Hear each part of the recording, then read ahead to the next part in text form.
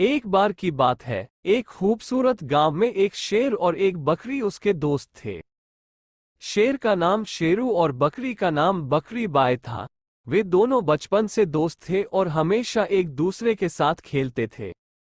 शेरू बहुत ताकतवर था और उसकी खूबसूरती पर थोड़ा घमंड भी था।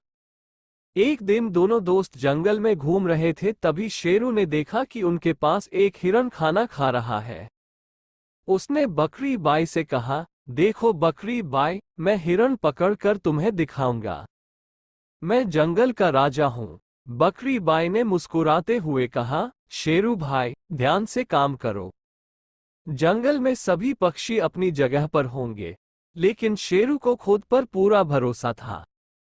शेरू अपनी तेज दौड़ में हिरन से आगे निकल गया, लेकिन हिरन ने भी खुद को बचाने की कोशिश की।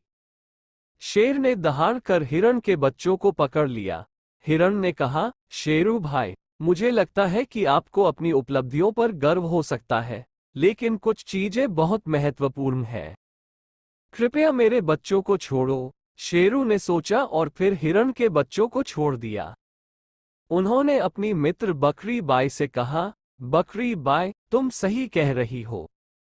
कुछ चीजें बहुत महत्वपूर्ण होती हैं और हमें दूसरों की भावनाओं का भी ख्याल रखना चाहिए। दोनों दोस्तों ने समझदारी के साथ मिलकर रहने का फैसला किया और उस दिन बाद शेरू ने अपना मूड ठीक कर लिया।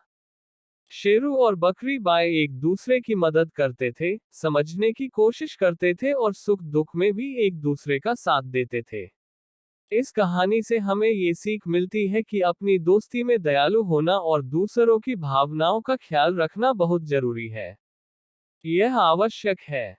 कभी कभी इंसान को अपना अहंकार छोड़कर दूसरों की जरूरतों पर विचार करना चाहिए।